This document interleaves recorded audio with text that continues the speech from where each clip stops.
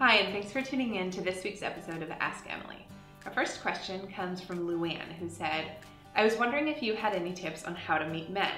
I am more introverted like you, and I find it very difficult. I've tried online dating, but I'm not convinced that it'll work for me. Thanks for your help.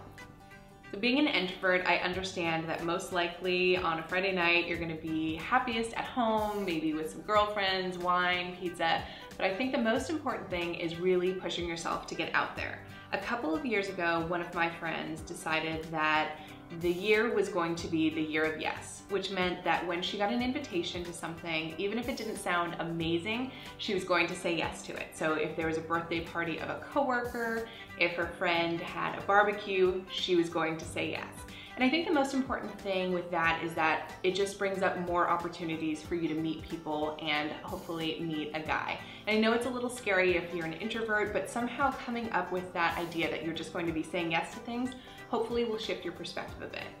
Another thing that I found helpful was paying attention to things that I was comfortable doing. So I played sports growing up, so I joined a co-ed soccer league because it was something that I knew and really loved.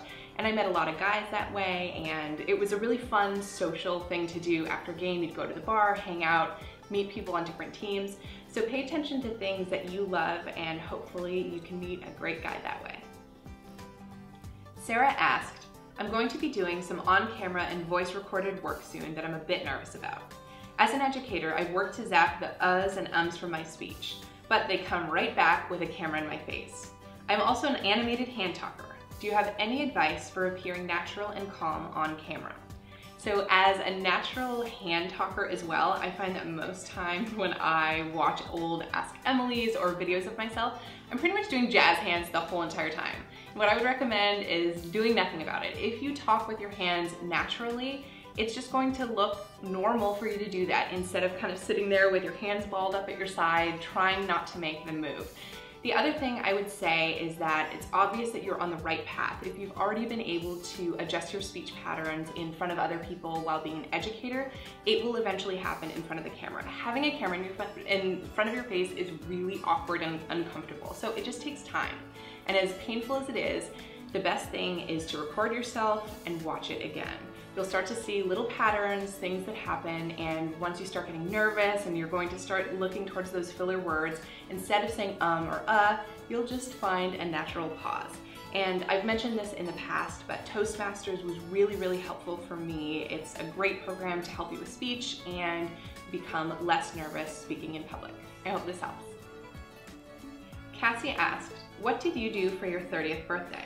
My husband and I both turn 30 at the beginning of next year, and I would like to throw a party for us both together. Any thoughts? I had such a great 30th birthday party, and it's funny because I'm typically not a birthday person. I really like to be under the radar with it and not really do much, but several of my friends approached me a few months before my birthday, and they're like, okay, we're gonna have to do something for your 30th, and I'm really glad that I did. We ended up having people over to our place, and we had the party catered, and it was such a fun, casual evening at home. It still felt festive in the sense that we had balloons out and people kind of got dressed up, but it was just really nice to be in our own space and not worry about going out. And because it was catered, I didn't have to do much, so I felt like I could just be a guest at my party instead of being a hostess, which is what I usually am. With that being said, I think you just need to pay attention to what sounds best for you and your husband. If it sounds fun to do something at home, you don't even have to have it catered. Something as casual as pizza and beer, or bring in barbecue from your favorite place, or even doing some sort of a potluck is a great option, or renting out a space at your favorite bar. Something like that would be really fun as well.